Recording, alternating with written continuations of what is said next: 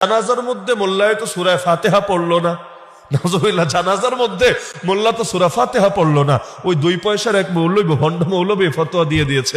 দোয়া তো ন্যাংটা হয় করা যায়। জাতীয় মসজিদের মহামান্য ইমাম জানাজা পড়ালেন, কিন্তু বললেন যে সানা পড়বেন। জানাজা পড়ালেন কে? আমাদের উস্তাদ আল্লামা আব্দুল মালিক হাফিজাহুল্লাহ।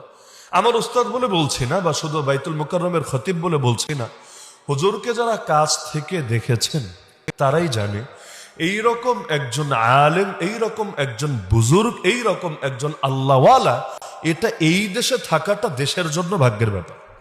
যার লেখা বই, আরে বাংলাদেশ তো বাংলাদেশ, যার লেখা বই মালয়েশিয়ায় বলেন, আফ্রিকায় বলেন, মিশরে বলেন, পৃথিবীর বহু দেশে সিলেবাস ভুক্ত, এইরকম একজন মানুষ জানাজার ইমাম হওয়া, এইটাও তো ভাই ভাগ্যের ব্যাপার। ইমাম তো একজন হতেই পারে, যে কেউ নামাজ পড়ায় দিতে পারে। জানাজার নামাজ পড়ানো কি এমন জটিল ব্যাপার? এলাকার অনেক মুরব্বীরাও পারবে, যারা হুজুর না। এলাকার অনেক মুরব্বী যদি কেরাত শুদ্ধ থাকে, দোয়া শুদ্ধ থাকে, অনেকে পড়ায় দিতে পারবে।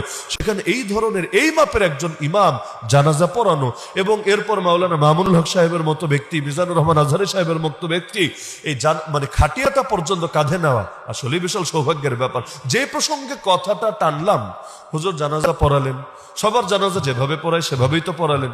জানাজা কিভাবে পড়েন আপনারা? আল্লাহু আকবার বলার পরে প্রথমে সানা পড়েন, তাই না?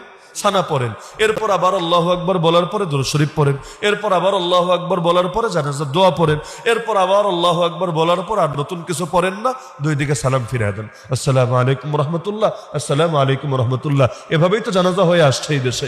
যত দেশনায়ক বলেন, যত আলেম ওলামা বলেন, যাদের হাজার হাজার না লক্ষ লক্ষ মানুষ যাদের জানাজা একত্রিত হয়েছে, জানাজা তো এভাবেই হয়েছে। কিন্তু ওই যে বললাম, কিছু মানুষের কাজই হলো চুলকানি, কিছু মানুষের কাজই হলো সব জায়গায় ফিতনা লাগানো, কিছু মানুষের কাজই হলো 5টা 10টা বিষয়ের বাইরে আর কোনো কিছু নিয়ে কোনো মাথা ব্যথাও নাই, টেনশনও নাই, চিন্তাও নাই।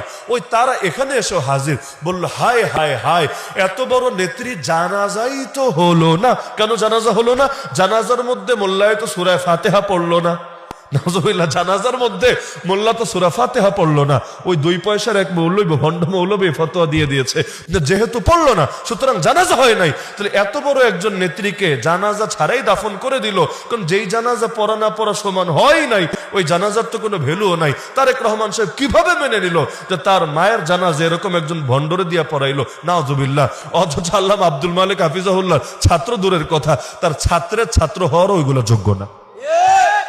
অথচ এরকম একটা ইস্যু, যে জানাজায় অন্তত 20 লাখের উপর নাকি মানুষের ছিল, মিডিয়ায় লিখেছে দেখলাম 24 লাখ থেকে 32 লাখের মাঝে হবে মোট সংখ্যাটা। একুরেট তো বের করা কঠিন। তাহলে সবার জানাজারে নাই করে দিল কেন? কারণ ওদের একটা মতের সাথে মিলে নাই। ওদের মত হলো জানাজার নামাজে সূরা ফাতিহা পড়া লাগবে, সূরা ফাতিহা পড়া লাগবে। যেহেতু এখানে সূরা ফাতিহা পড়ে নাই, সানা পাঠ করেছে। সানা যদিও ফাতিহার মধ্যে আল্লাহর প্রশংসা, আলহামদুলিল্লাহি রাব্বিল আলামিন, প্রশংসা কার? আর সুবহানাকাল্লাহুম্মা ওয়া বিহামদিক, ওয়া বিহামদিক, এখানেও প্রশংসা কার? আল্লাহর। ওই একে আল্লাহর প্রশংসা। কিন্তু যেহেতু ওদের ধারার সাথে মেলে নাই, ওদের মতের সাথে মেলে নাই, ইয়া বড় এক জানাজা জামাতের ব্যাপারেও ফতোয়া লাগায় দিতে দ্বিতীয়বার চিনতেই হয়নি। কত রকম ফতোয়ার বিজনেস যে চলে, মাশাআল্লাহ, কত রকম ফতোয়ার বিজনেস। সূরা ফাতিহা নাই, তাই না? আপনিও বুঝে গেছেন। জাতীয় মসজিদের ইমাম থামেন, উনি এইগুলো না বলেও সালাদটা পড়তে পারতেন না? বুঝেননি কথা? কিন্তু এই ঘোষণাটার মাধ্যমে উনি সূরা ফাতিহাকে ইগনোর করেছেন। 2, উনি ছবি তোলার দিকে মনোযোগ আছে। আবার এটাও বলছেন এটা তো দোয়া।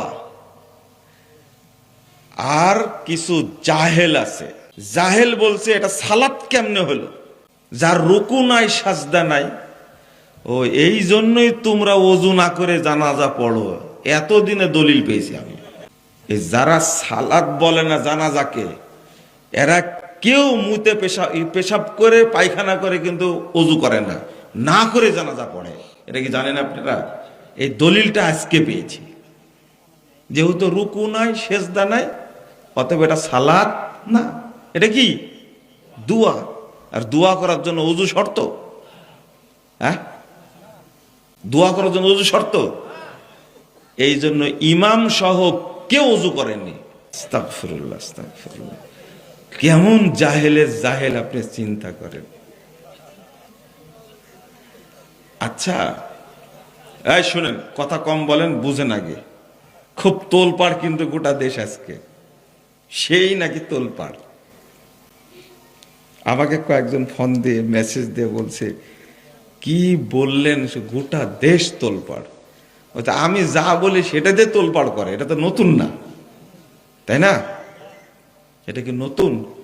ওনার খোঁচা মারার কি দরকার ছিল? প্রথম তাকবীরে কি ছানা।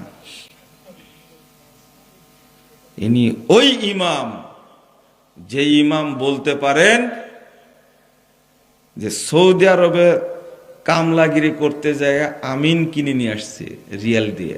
ইনি নাকি বাংলাদেশের সবচেয়ে বড় আলেম।